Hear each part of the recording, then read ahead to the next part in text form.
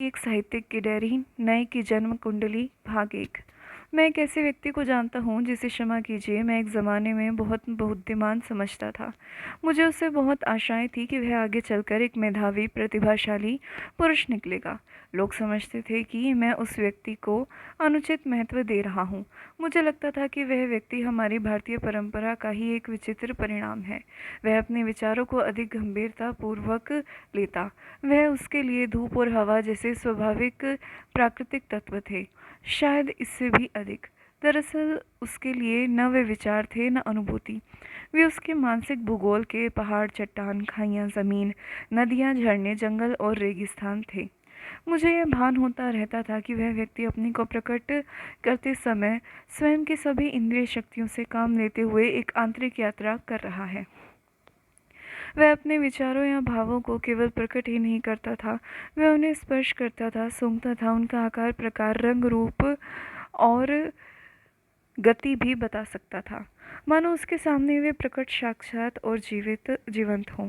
उसका दिमाग लोहे का एक शिकंजा था या सुनार की एक छोटी सी चिमटी जो बारीक से बारीक और बड़ी से बड़ी बात को सूक्ष्म रूप से और मजबूती से पकड़कर सामने रख देती। लेकिन यह बात पुरानी हो गई। अब मुझे लगता है कि मैं भी बुद्धिमान हो गया हूँ। मुझे ऐसा लगता है कि मेरे दोस्त की बुद्धिमत्ता का कारण उसकी ज़िंदगी ही ज़्यादा थी, न कि केवल मस्तिष्क तंतुओं की हलचल। 12 वर्षों के बाद जब एकाएक मेरी उससे मुलाकात हुई, तब आनंद और आश्चर्य का कोई ठिकाना ना रहा। आनंद से भी ज़्यादा आश्चर्य। नदियों की धाराओं के बीच इतने बड़े बड़े पहाड़ आ गए थे कि उन्होंने हमारी दिशाएं भी बदल दी थी। जब फिर से मुलाकात हुई तो संभवतः हमारा ध्यान इन पहाड़ों की लंबाई, चौड़ाई, ऊंचाई, निचाई पर गया। 12 वर्ष बाद जब हम दो हो गए हैं तो किस तरह। उसके बाल सफ़ेद हो गए, लेकिन यह कहना मुश्किल था कि वह नौजवान नहीं है। यूँ कहिए कि वह भूतपूर्व नौजवान था। मतलब यह कि प्रभाव उसके वर्तमान रंग रूप का न होकर उसके भूतपूर्व रंग रूप का होता था। मुझे वह अक्सर अच्छा लगता, जी चाहता कि उसके बारे में रोमांटिक कल्पना की जाए, लेकिन वह कहना मुश्किल था कि उसकी सुंदरता उसके रूप की थी या उसके माथे पर पड़ी हुई रेखाओं की। कम से कम मुझे तो वे लकीरें अच्छी लगती। खूबसूरत कागज़ सुंदर तो होता ही है, लेकिन यदि वह कोरा हुआ तो उसमें कोई मर्म वचन लिखे हुए न रहे तो सौंदर्य में रहस्य ही क्या रहा। सौंदर्य में रहस्य न हो तो वह एक खूबसूरत चोखटा है। सामने पीपल का वृक्ष है, चांदनी में उसके पत्ते चमचमाते काँप रहे हैं।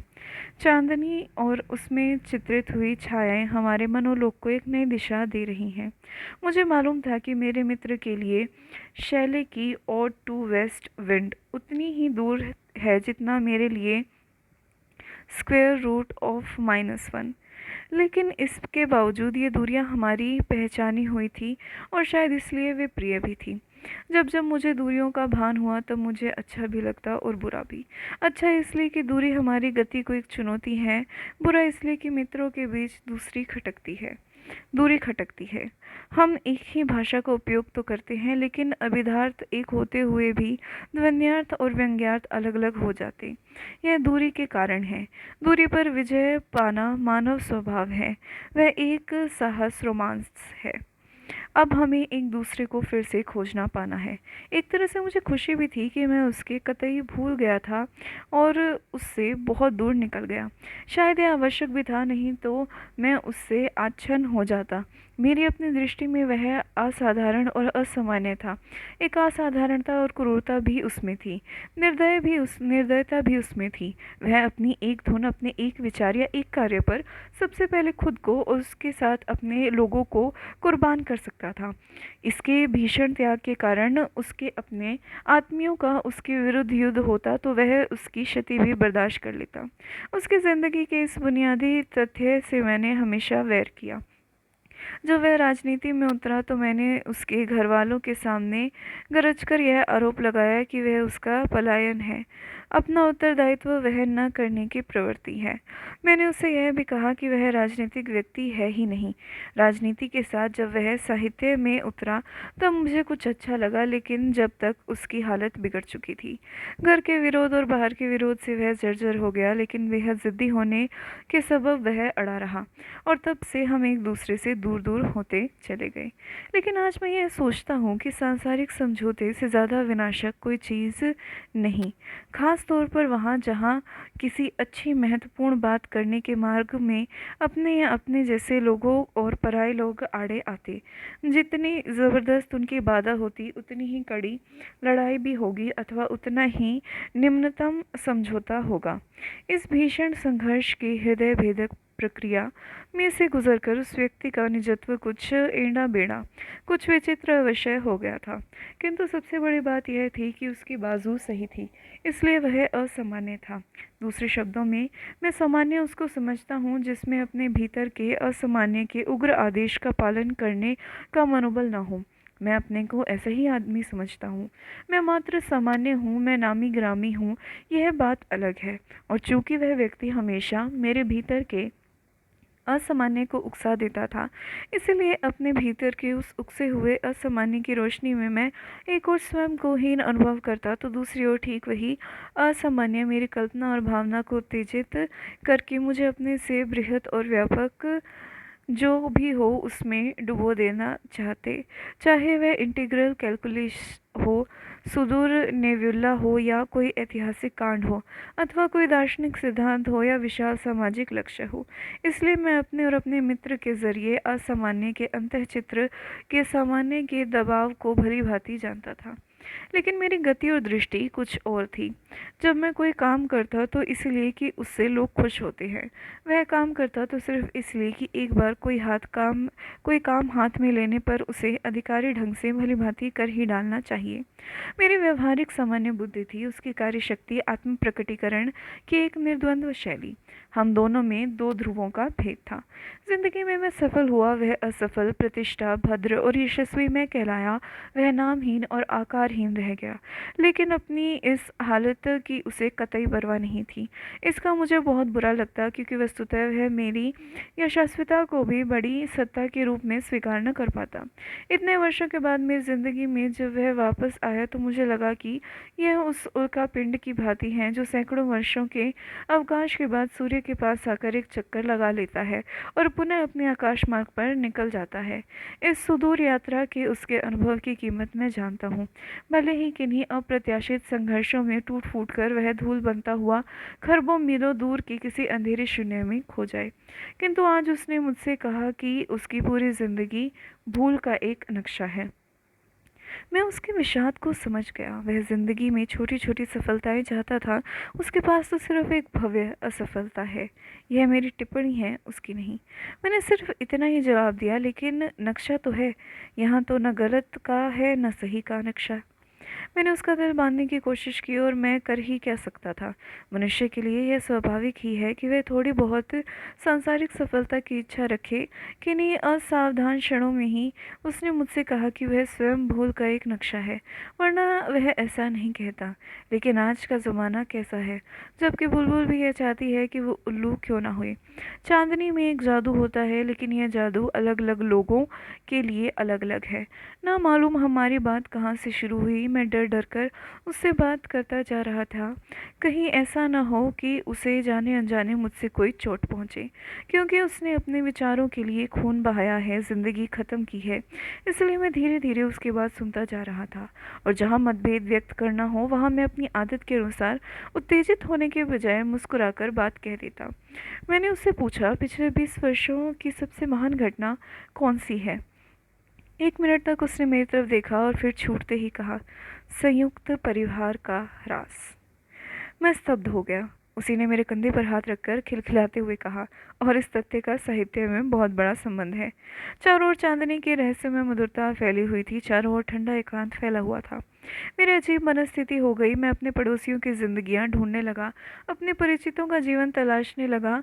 एक अनिश्चित बेचैनी मुझ में फैल गई। हाँ, यही सही है कि जिंदगी और ज़माना बदलता जा रहा, किंतु मैं परिवर्तन के परिणामों को देखने का आदी था, परिवर्तन की प्रक्रिया को नहीं।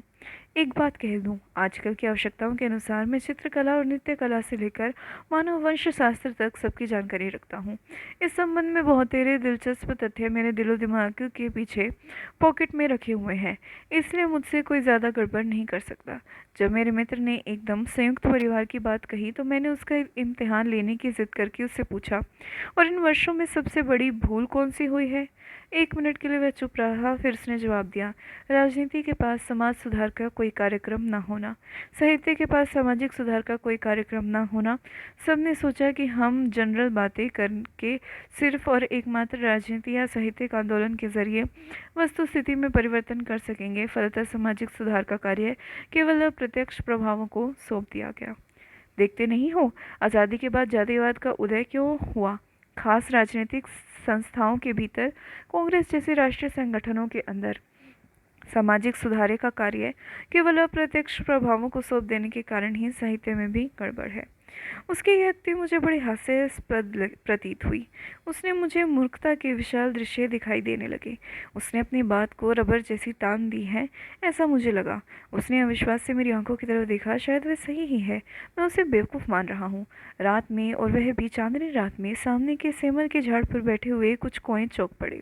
शायद किसी चमगादड़ ने वहाँ झपट्टा मारा हो। कुछ कौए उड़े, पेड़ के आसपास कुछ देर मंडराए और फिर किसी डाल पर जाकर बैठ गए। लेकिन मेरा मित्र तैश में था। उसने कहा, समाज में वर्ग हैं, श्रेणियां हैं, श्रेणियों में परिवार है। समाज की एक बुनियादी इकाई परिवार भी है। समाज की अच्छाई बुराई परिवार के माध्यम से व्यक्त होती है। मनुष्य के चरित्र का विकास परिवार में होता है। बच्चे पलते हैं, उन्हें सांस्कृतिक शिक्षा मिलती है, वे अपनी सारी अच्छाइयाँ बुराइयाँ वहाँ से लेते हैं। हमारे साहित्य तथा राजनीति के पास ऐसी कोई दृष्टि नहीं जो परिवार को लागू हो। 1 मिनट के लिए वह चुप रहा और आगे बढ़ता गया। जमाने के साथ संयुक्त सामंती परिवार का ह्रास हुआ। विचारों और संस्कारों के प्रति विद्रोह भी किया गया जो सामंती परिवार में पाए जाते। लेकिन उसके बाद क्या हुआ?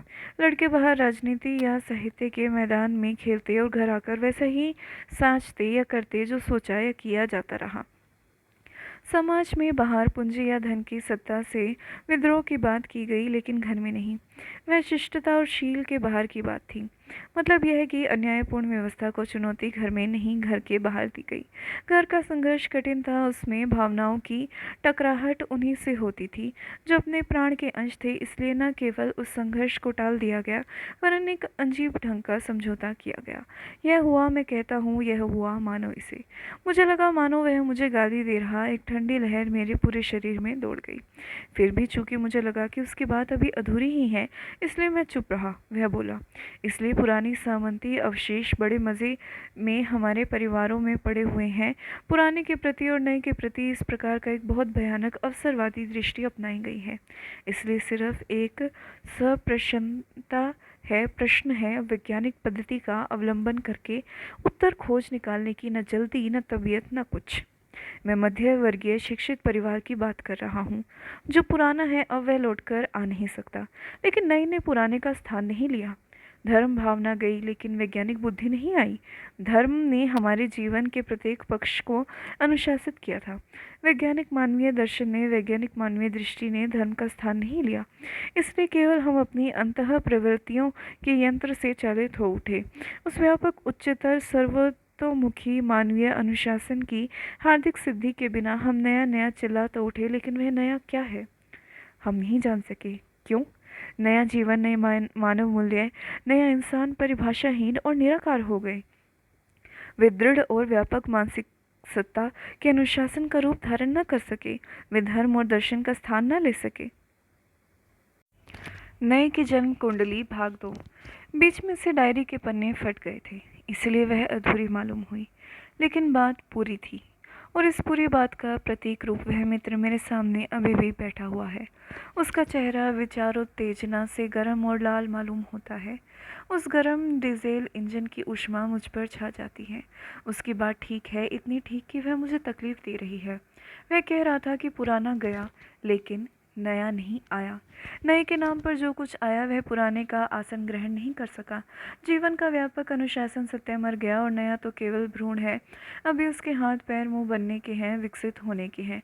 मेरे सामने बैठा हुआ मित्र चुप है और एकटक मेरी ओर देख रहा, मेरी था ले रहा। उसकी आंखों से प्रतीत होता जैसे उसको यह विश्वास नहीं हो पा रहा था कि मैं उसकी बातें समझ पा रहा हूँ। मानो मैं उसकी गहराई में उतरने से इनकार करता हूँ। इसलिए वह कहता गया, ऐसा नहीं है कि नए मूल्य का वैचारिक विकास न किया जा सके या वे भ्रूण ही बने रहेंगे। मैंने बीच में टोक कर कहा, नहीं, ऐसा तो नहीं है, नए मूल्य भी हमारे सामने हैं और उनकी प्रेरणा से उन्हीं के विकास के लिए संघर्ष भी तो किया जाना है। मित्र ने कहा कि सवाल पुरानी परंपरा को समाप्त करके नए मूल्यों की नई परंपरा स्थापित करने का है। पहले हम परंपरा के दास थे, आज हमारी हालत उससे भी खराब है, क्योंकि नई परंपरा के अभाव में इन अंतर प्रवृत्तियों के दास हो गए हैं। इन अंतर प्रवृत्तियों को चाहे जितना आदर्शीकरण किया जाए, वे मात्र व्यक्तिगत हैं और इस समय तो नए मूल्य केवल बौद्धिक स्तर पर हैं। वे जीवन का अनुशासन क्या कर सकेंगे यदि समाज की संस्कृति मुख्यतः बौद्धिक संस्कृति होती, वैज्ञानिक दृष्टि समाज की प्रधान दृष्टि होती तो शायद ये संभव भी था। किंतु ये नए मूल्य कुछ ही लोगों के प्रवाह की नालियां बन गए हैं। उन्हें कोई सामाजिक मान्यता प्राप्त नहीं है, न उन मान्यता के लिए व्यापक संघर्ष का आयोजन किया गया। मूलतः व्यक्ति एक सांस्कृतिक शून्य में रह रहा है, एक कल्चरल वैक्यूम में। फलतः कोई टी.एस. इलियट के पास जाता है तो कोई आर्नल्ड टॉयनबी के समीप, तो कोई और किसी तरफ, किंतु समाज माने कोई पूर्ण समग्र जीवन दृष्टि नहीं मिल पाती, जैसे पुराने धर्मों और दर्शनों में मिल जाती थी। तो फिर जीवन के व्यापक अनुशासन सत्य की प्राप्ति कैसे हो? मध्ययुगीन परंपरा गलत भले ही हो, भले हम उसे सम्मति कहकर टाल दें, किंतु उसका साँचा ऐसा था कि व्यक्ति के मानसिक शक्ति का अपव्यय होने की गुंजाइश न थी। परंपरागत शील और शिष्टता ने उसे मानसिक संकटों से बचा लिया था। वह मात्र प्रवृत्ति की कठपुतली न था। लेकिन आज परिवार में वह परंपरा इतनी दृढ़ तो नहीं, सिर्फ उसके अवशेष हैं, वे भी खत्म होते जा रहे हैं, इसलिए कि मौजूदा औद्योगिक सभ्यता का प्रभाव गहरे से गहरा हो रहा, फिर भी इतना गहरा नहीं कि व्यक्ति नवीन स्पंदनों में घुलकर जीवन के समाज मान्य नवीन दार्शनिक अनुशासन प्राप्त कर सके। हमने उस सामंती इकाई को तोड़ दिया, या कहूँ कहिए कि वह आप टूटती गई। परंपरा ने हमारे स्नान और भोजन से लेकर स्वास्थ्य रक्षा तक की ठेकेदारी की थी। परंपरागत शील के आदर्श ने हमारे आत्म तत्व को विखंडित होने से बचा लिया था। हमने पुराने मूल्य तोड़ दिए, नए उपस्थित नहीं हुए। जो हुए वे दृढ़ नहीं हो सके, वे समाज की मान्यता बनकर नई परंपरा का रूप धारण करते हुए आचरण की मूल प्रेरणा, सिद्धांत और साँचा नहीं बन सके। वे अस्पष्ट रह गए, उनकी अस्पष्टता खूबसूरत हो गई। वे आगे कहता गया, ऐसा क्यों हुआ? ऐसा इसलिए हुआ कि हमने अपने साक्षात जीवन में, यानी परिवार और समाज में बीतते हुए पुराने के प्रति और आते हुए नए के प्रति एक अवसरवादी दृष्टि अपनाई। यहाँ इन दिनों कोई जमकर विद्रोह नहीं हुआ, नए की सर्वांगीण स्थापना का कोई अनुरोध भी नहीं रहा। इस ढंग से समाज के बदलने का काम साहित्य ने या विचारधारा ने भी नहीं किया। मार्क्सवाद या राजनीति ने सार्वजनिक क्षेत्र संभाला, समाज बदलने की बात की, लेकिन केवल राजनीतिक प्लेटफॉर्म से ही समाज नहीं बदला जाता। और तब मेरे मित्र ने मेरी तरफ देखा कि मैं क्या सोच रहा हूँ। क्षण भर मेरी था लेने की कोशिश करने के बाद उसने कहा, बाहर राजनीति या साहित्य में नवीन जीवन, नए मानव मूल्य की बात चलती है, समाजवादी ढंग की समाज रचना की बात चलती, लेकिन जहाँ कार्य की बात आई, खास तौर पर परिवार के मूल्यों की स्थापना की बात आई, कि बड़े विचारक कन्नी काट गए, मानो घर समाज से बाहर हो। आज भी हमारे परिवार अमानवीय कट्टरपंथी विचारधारा के गढ़ हैं, या बुर्जुआ किस्म के सत्तावाद के दुर्ग हैं, यह न भूलिए। परिवार में न केवल सामंती अवशेष है, वरन यहाँ भी बराबर तीन श्रेणियाँ दिखाई देती। एक वह श्रेणी जो पैसा कमाकर लाती और उसे सबसे अधिक आदर ही नहीं दिया जाता, वरन उसके मान्यता और विचार, उसकी रुचि और कार्य शीघ्र ही सबके लिए मानदंड के रूप में प्रस्तुत हो जाती, चाहे वे कितने ही अवैज्ञानिक, अनुचित और स्वार्थपूर्ण क्यों न हों। सबसे निचली श्रेणी उन लोगों की है जो चौके में सोते हैं। अगर कहीं स्त्री निरक्षर हुई या निर्धन परिवार में आई हुई रही, तो वह और उसकी जैसी स्थिति के व्यक्ति उस तीसरी श्रेणी अगर कहीं स्त्री निरक्षर हुई या निर्धन परिवार में से आई हुई रही, तो वह और उसकी जैसी स्थिति के व्यक्ति उस तीसरी श्रेणी में ही रहते हैं। दूसरी श्रेणी में बालक और कमाऊ व्यक्ति के वे रिश्तेदार हैं जो उससे कम कमाते हैं। यदि वे ज़्यादा कमाते हैं तो वे प्रथम श्रेणी में या उससे भी ऊपर होकर सबके लिए अनिवार्य नियम के रूप में यशोभाजन हो जाते। धन, अर्थ, सांसारिक सफलता और उससे मिली हुई कीर्ति की तानाशाही परिवार में जितनी चलती है उतनी बाहर भी नहीं। मानवतावाद की हरदम दुहाई देते हुए भी घर में जितना अहमवाद और व्यक्तिवाद तथा वैचारिक दास्तां चलती है उसकी कोई हद नहीं। मज़ा यह है कि उसको स्वाभाविक मान लिया गया है। यह प्रकृति जात है, स्वाभाविक है, इसीलिए सही भी है। इसके प्रति विद्रोह, कुलशील संस्कार, भद्रता और प्रतिष्ठा के प्रति बगावत करार दी जाकर उसे तुरंत ही घृणित माना जाता है। सास बहू के झगड़े या पिता पुत्र के झगड़े आदर्श प्रेरित है, यह नहीं कहा जा सकता, किंतु परिवार का भूगोल और व्यक्ति चरित्र का इतिहास जिस विशाल परिस्थिति का निर्माण करते हैं उस परिस्थिति की जात परख होना जरूरी है। इस परिस्थिति के कारण परिवार का व्यक्ति दूसरे के लिए परिस्थिति का अंग बन जाता है।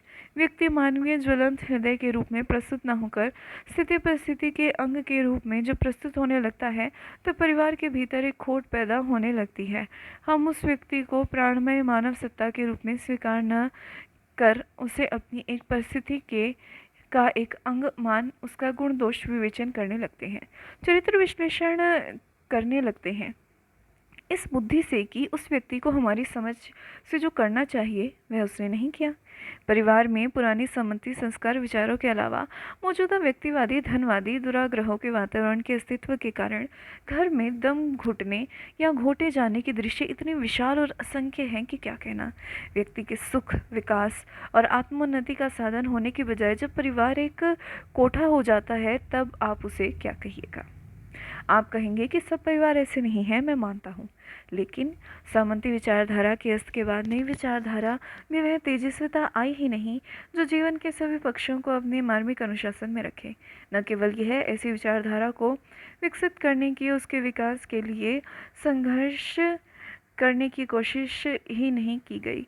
इस सुविधामूलक लक्ष्यहीन अवसरवाद के कारण ही साहित्य में भी नए को रूपाकार देने की कोई तलाश नहीं। नया मूल्य नवीन मानव के केवल नवीन ही अरूप है। असल में इस नए को अपनी इच्छा के ऊपर छोड़ दिया गया है, इसलिए नया बिल्कुल प्रवृत्ति मूलक है। हो सकता है कि मेरे कहने में अति रंजना हो, किंतु तत्व रूप में आकारहीन नए के सिर्फ डिज़ाइन की खोज हुई। नई कविता नए डिज़ाइन की कविता है। मेरे मित्र ने मेरे हाथ जोड़े, गिड़गिड़ाहट के शब्दों में कहा, क्षमा करना भाई, क्षमा करना मेरे दोस्त, लेकिन क्या आधुनिक भावबोध ही काफ़ी है? सामंती विचारधारा का स्थान लेने के लिए क्या हम उस भावबोध को मूल्य बोध तक बढ़ाकर उसे एक दर्शन का रूप नहीं दे सकते? ऐसा दर्शन जो नई सामाजिक परंपरा बनकर व्यक्ति और समाज के जीवन के सभी पक्षों को अनुशासित कर सके। ध्यान रखिए कि यदि यह आधुनिक भावबोध ऊंचा उठाया ना जा सका और उसके द्वारा व्यक्तिगत और सामाजिक कर्मानुशासन न हो सका तो क्या होगा? खंडनकर्ता खंडित हो जाएगा। मूर्ति भंज की स्वमूर्ति का सिर काटकर लिया जाएगा और उसकी छाती फोड़ दी जाएगी। भारतीय जीवन की भीतरी गति का आपके साहित्य में प्रतिबिंब हो या ना हो, उसकी तलाश हो या ना हो, वह गति आपसे कन्नी काटकर निकल जाएगी। साहित्य में संघर्ष अधूरा रह जाएगा क्योंकि वह जीवन में अधूरा रहा। इसलिए मेरा ख्याल से आज की सबसे बड़ी आवश्यकता है पुराने के प्रति और नए के प्रति अवसरवादी दृष्टि खत्म की जाए और नया क्या है, उसका तत्व और रूप क्या है, यह निर्धारित किया जाए। जब यह प्रक्रिया जीवन में, घर में और परिवार में शुरू होगी तभी वह साहित्य में शुरू होगी। जीवन मूल्य और कलात्मक साहित्य मूल्य में अव्यविक संबंध है, यह न भूलना चाहिए। इनके विकसित करने के लिए केवल साहस ही नहीं, स्पष्ट दृष्टि, स्पष्ट लक्ष्य और स्पष्ट विचारधारा के लिए कोशिश आवश्यक है। मैंने दबते हुए कहा कि प्रश्न में ही उत्तर छिपा रहता है और ऐसे भी लोग हैं जो विद्रोह भी करते हैं, किया है और कर रहे हैं। मैंने एक सांस ली, उस सांस छोड़ी और सांकेतिक ढंग से कहा, और तुम्हारी इस सारी बात का साहित्य से क्या संबंध? मैंने मुस्कुराने की कोशिश की। उसने कहा, साहित्य की गतिविधि को देखिए तो पता चलेगा। एक तो वह घर के बाहर का साहित्य है, उसमें मूर्त मानव संबंधों के चित्रण की गुंजाइश की कहाँ है?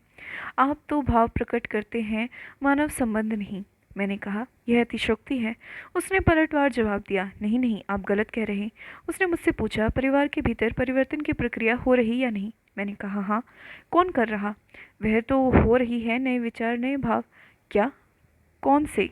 और फिर वह खुद ही कहता गया, क्या उन भावों और विचारों के लिए कोई विशेष संघर्ष चल रहा है? क्या उस संघर्ष को कोई सामाजिक मान्यता मिली है? क्या उस संघर्ष के पीछे कोई फिलॉसफी है, या वह सिर्फ एक व्यक्तिवादी विद्रोह है या अहम का विस्फोट? परिवार के भीतर जो कुछ चल रहा, क्या वह प्रभाव पतित जैसा नहीं है? इसका संपूर्ण प्रभाव हमारे साहित्य पर है। परिवार में हमारे सामने मानवीय आदर्श और मानवीय मूल्य होते हैं, या होना चाहिए। उनके लिए संघर्ष किया जाता है अथवा उनका संगठन किया जाता। यदि परिवार में ही यह प्रक्रिया चले तो जीवन में स्वदेश्यता होगी।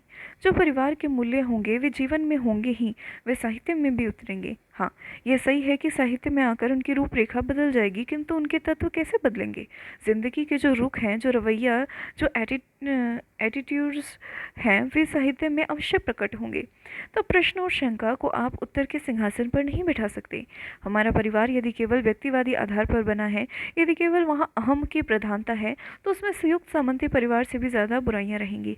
तो वहाँ सिर्फ प्रश्न ही प्रश्न रहेंगे, उत्तर नहीं। मैं यहाँ उससे समझौता करना चाहता था। उसकी बातें बहुत अंशों तक मुझे उचित प्रतीत हुई।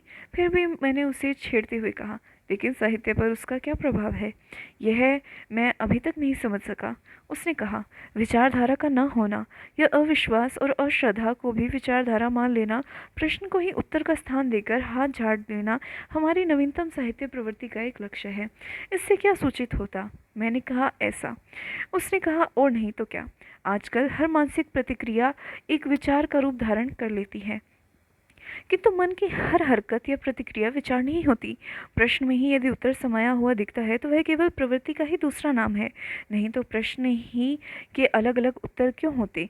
उत्तर के सिंहासन पर शंका को बैठाने का मतलब है अपनी समस्या में प्रश्न ही का आदर्शीकरण करना, समस्या में फंसे रहने का उदात्तीकरण करना। वास्तविक उत्तर खोज न पाने की स्थिति का यह आदर्शीकरण अनुचित है। मैंने कुछ तीव्र होकर जवाब दिया, किंतु जो उत्तर सामने दिख पड़ते हैं वे अशुद्ध, अनुचित, अखंडित और अव्यवहारिक हों तो? उसने जवाब दिया, तो शोध को महत्व दो, लेकिन उत्तर के सिंहासन पर यदि शंका को बिठाओगे तो आपकी जो द्विधाग्रस्त मनस्थिति है उसी में फंसे रहने का आप एक जाल रच रहे हो। यदि आप विचार कर रहे हैं तो विचार के मूलभूत अनुशासन के नियमों में रहो और शोध की उस पद्धति के, जिसे आप वैज्ञानिक कहते हैं, अनुसार चलो। वह कहता चला गया, मन में उग्र प्रतिक्रिया ही आजकल विचार कहलाती है। विचार को कसने की कोई ऑब्जेक्टिव कसौटी नहीं। कसौटी ही क्यों, ज़रूरत भी क्या है? हम आत्म बाह्य किसी भी तत्व के प्रति विद्रोही हैं तो हमारी बुद्धि विश्वास चाहती है, लेकिन विश्वास कर नहीं सकती, इसलिए वह विश्वास या श्रद्धा करेगी भी तो ऐसे में जिसे अरूप किसी कसौटी पर कसा नहीं जा सकता, वह उसके लिए सुविधाजनक है। सुविधा आज के जीवन का प्रधान नियम है। नैतिक और अनैतिक, उचित और अनुचित, संगत और असंगत का निर्णय करने की ताकत आपने व्यक्ति के परे किसी वैज्ञानिक पद्धति या तुला दंड को नहीं सौंपी, वरन अपनी अंतरात्मा को, यानी भीतरी प्रवृत्ति को, जो आपकी अपनी है। आप यह माने लेते हैं कि अंतरात्मा से निकला हुआ बोध, भाव या निर्णय उचित होना ही चाहिए, संगत होना ही चाहिए। लेकिन अगर मेरी और आपकी या उनकी अंतरात्मा छोटी या तुच्छ हो तो, संकुचित या छिछड़ी हो तो, प्रतिभाशाली पुरुष की आत्मा अत्यंत हीन भी तो हो सकती है। इस अंतरात्मा से निकले हुए बोधवचन या निर्णय हमेशा औचित्य स्थापना करेंगे ही, यह आवश्यक नहीं। उसने कहा, अंतरात्मा वाला रुख प्रवृत्ति मूलक और अंततः किसी भी प्रकार के विश्वास और श्रद्धा का विरोधी है। कहने के लिए भले ही हम विश्व कल्याण की बात करें या मानवता या दायित्व की बात करें, ये सब बातें अरूप हैं। इसका कोई आकार नहीं, अथवा दूसरे शब्दों में जिसको जो समझ में आए वही उसकी समझ में आया है, इसलिए वह उचित भी है। प्रश्न के अंदर ही जो लोग उत्तर देखते हैं वे उत्तर को अपनी इच्छा पर निर्भर रखते हैं। इसमें कोई शोध बुद्धि या वैज्ञानिक आग्रह नहीं। यदि वैसा होता तो शोध का वैज्ञानिक आदर्शवाद भी साहित्य में होता, वह भी अच्छा ही था। लेकिन क्या वस्तुतः यह भी है? मेरा ख्याल है कि मेरा दोस्त बिल्कुल बहक गया है। लेकिन पहली बात यह है कि यह बहक बहक होकर भी कम मूल्यवान नहीं हो पाती। मैंने अपने मन से उसके बहुतेरे तर्क और विचार आपके सामने रख दिए।